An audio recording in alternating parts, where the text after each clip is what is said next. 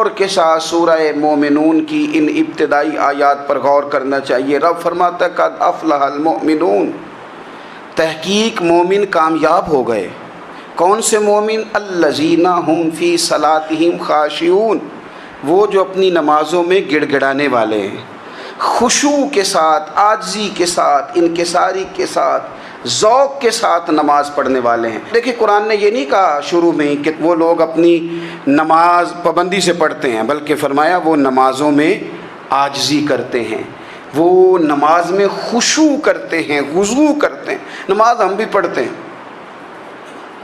ڈھیر سارے لوگ ہیں جن کا یہ مطالبہ ہے کہ میرا نماز میں دل ہی نہیں لگتا۔ پہلی بات تو یہ ہے کہ دل نہ بھی لگے تو نماز پھر بھی پڑھنی ہے، اور دوسری بات یہ کہ دل لگانے کو بھی تو کچھ انسان کے پاس چیزیں ہونی چاہیے نا، کوئی ضروریات ہوتی ہیں۔ سب سے پہلی بات یہ کہ مسئلہ نماز کا نہیں، مسئلہ اہمیت کا ہے۔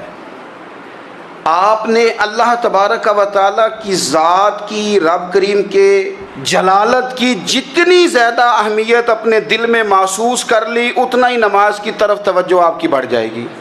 آپ سادی سی مثال ہے، غور کر لیں، جتنا آپ اپنے استاد کو پروٹوکول دیتے ہیں، جتنی عزت کرتے ہیں، اتنا ہی وقت پہ آپ ان کے پاس پہنچ بھی جاتے ہیں۔ اگر آپ کے دل میں اہمیت نہیں ہے تو آپ ٹال دیں گے، اور جس استاد کی اہمیت ہے اس کے فون کی گھنٹی بجتے ہی فون بھی اٹھایا جائے گا، اور بات پوری مکمل بھی نہیں ہوگی تو کہا جائے گا جیسے آپ کہیں گے، اور جو وقت وہ دیں گے ان سے 10 منٹ پہلے پہنچنے کی کوشش بھی کی جائے گی۔ بس سمجھ لیں دل لگنے نہ لگنے کا مسئلہ نہیں، اہمیت کا مسئلہ ہے۔ آپ جتنی اپنے مالک کی بارگاہ کی اہمیت سمجھ لیں گے، اتنا ہی وقت پہ مسجد آئیں گے، اتنا ہی شوق سے نماز پڑھیں گے۔ دوسری بات، نماز کے ترجمے پہ غور کریں۔ آپ یقین کریں اگر نماز کا ترجمہ ہمیں آ جائے نا تو ہمیں تو یوں لگے کہ ہم تو اپنے مالک کی بارگاہ میں عرض و معروض کرنے حاضر ہوئے ہیں۔ یہ سورہ فاتحہ ہی دیکھ لیں آپ، حضور فرماتے ہیں، رب فرماتا ہے سورۃ فاتحہ آدھی میری ہے آدھی میرے بندے کی ہے۔ جب اس نے کہا الحمدللہ رب العالمین الرحمن الرحیم مالک یوم الدین ایاک نعبد و ایاک نستعین، جب یہاں تک وہ لفظ کہتا ہے تو یہ حصہ میرا تھا۔ اس نے اپنے رب کی تعریف کی، اور جب کہا نا اس نے اہدنا الصراط المستقیم، اب بندے نے التجائیں شروع کر دی۔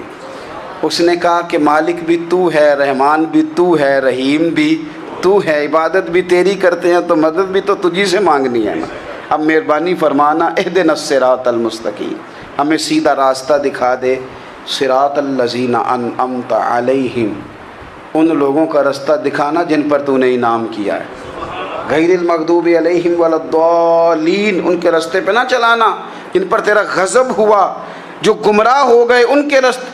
تو نماز میں جب ترجمے پر آپ کا غور ہوتا ہے تو آپ کا تو دل خود بخود لگ جاتا ہے، شوق بڑھ جاتا ہے آپ کا۔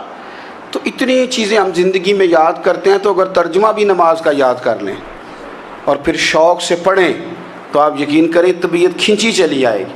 ہمارے یہاں کچھ لوگ نماز پڑھتے ہیں پر بڑی لاپرواہی سے پڑھتے ہیں، کبھی ادھر دیکھتے ہیں کبھی ادھر دیکھتے ہیں، کبھی بال سہلاتے ہیں۔ وہ میں نے دیکھا ہے سجدے جا رہے ہیں تو سیانے سیانے بندے کبھی کپڑے کو چھیڑ رہے ہیں کبھی جگہ کو چھیڑ رہے ہیں۔ میرے نبی کریم صلی اللہ تعالیٰ علیہ وسلم نے فرمایا ان لوگوں کا کیا حال ہے جو اپنی نماز میں نظریں آسمان کی طرف اٹھاتے ہیں، رکوع سے اٹھے تو اوپر دیکھنا شروع کر دیا، کیا حال ہے ان کا۔ اور پھر حضور نے ایک موقع پر تو سختی فرمائی، فرمایا جو نماز پڑھتے اپنی نظریں آسمان کی طرف اٹھاتا ہے وہ باز آ جائے، ورنہ ایسا نہ ہو کہ رب اس کی آنکھیں ہی چھین لے، وہ باز آ جائے اس کام سے۔ خشوع کے ساتھ نماز پڑھے، عاجزی کے ساتھ نماز پڑھے، اس کا دل لگا ہوا ہو نماز کے اندر۔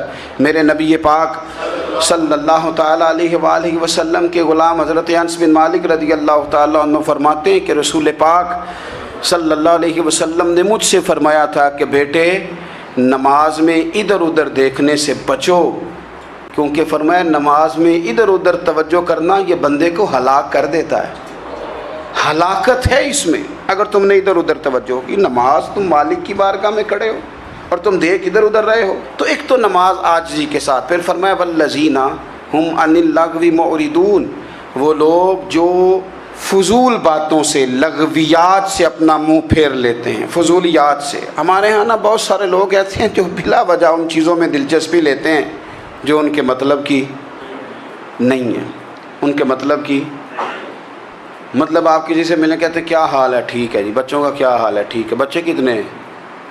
تو بھئی آپ کو جب پتہ ہی نہیں تھا کتنے ہیں تو حال کیوں پوچھا آپ نے؟ آپ کرتے کیا ہیں؟ آپ کا بڑا بھائی کیا کرتا ہے، چھوٹا بھائی کیا کرتا ہے، ابا جی کیا کرتے ہیں؟ بھئی آپ کے مطلب کی بات نہیں، آپ مطلب کی مقصد کی بات کریں، بے مقصد باتوں میں الجھنے کی ضرورت نہیں ہے۔ دیکھیں، اپنا ادارہ میں چلاتا ہوں، اپنا گھر آپ